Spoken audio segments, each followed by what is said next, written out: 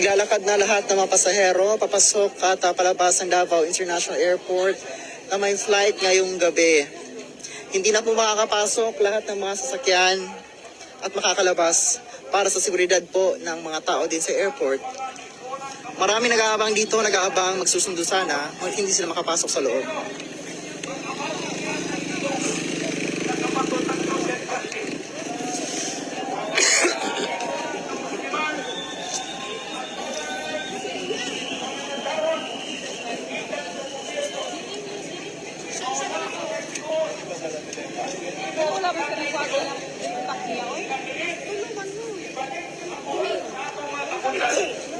Ibalik ang moral sa atong armed forces of the Philippines.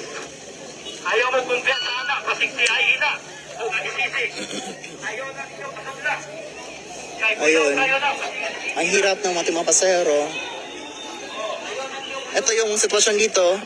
Ano yun?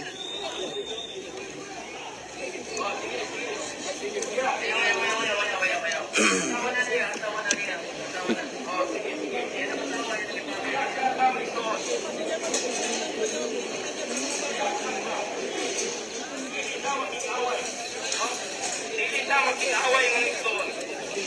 Peaceful rally lang yung atong gihimo. So mga kapuso, sa mga pupunta sa airport, ito yung magiging sitwasyon, ito yung mararanasan ninyo. Maglalakad kayo kung meron kayong mga bagaheng sobrang dami. Maglalakad kayo ng haba-haba kasi nga mga pasahero lang ang papapasukin sa airport. Wala nang mga sasakyan.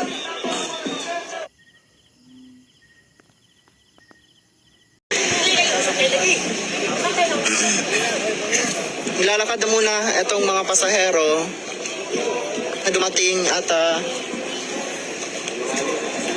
sa airport. Yun na. Ayaw kayo kuhaan lang. Oh, sige.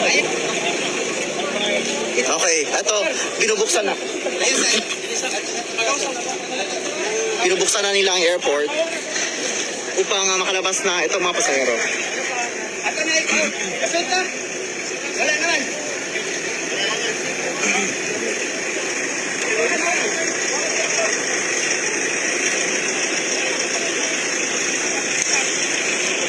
Ito na. Napapapasok na at nagpapalabas na ng mga sasakyan sa Davao City International Airport matapos umatras na itong mga miyembro ng KOJC.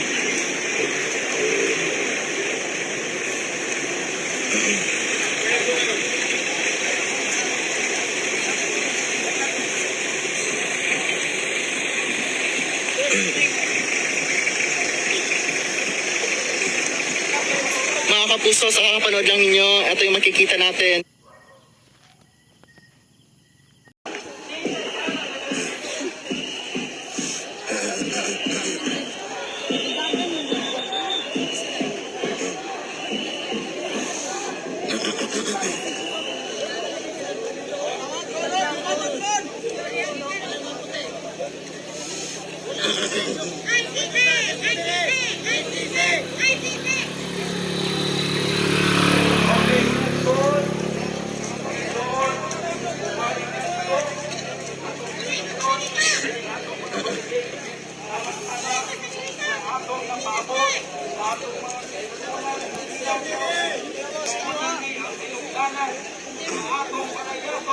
Ang mga Marcos sa Malacanang!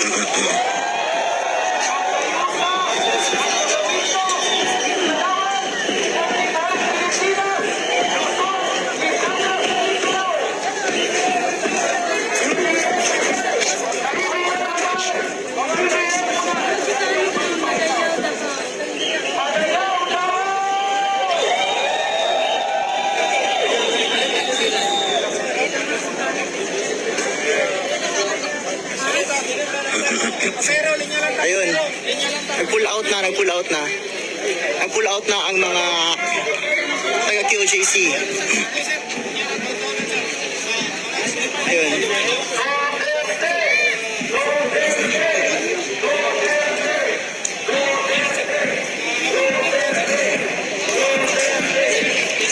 Alright mga kapuso, nag-pull out na itong mga miyembro ng QJC. Hinihintay lang natin maging normal yung sitwasyon dito sa labas ng Davao City International Airport.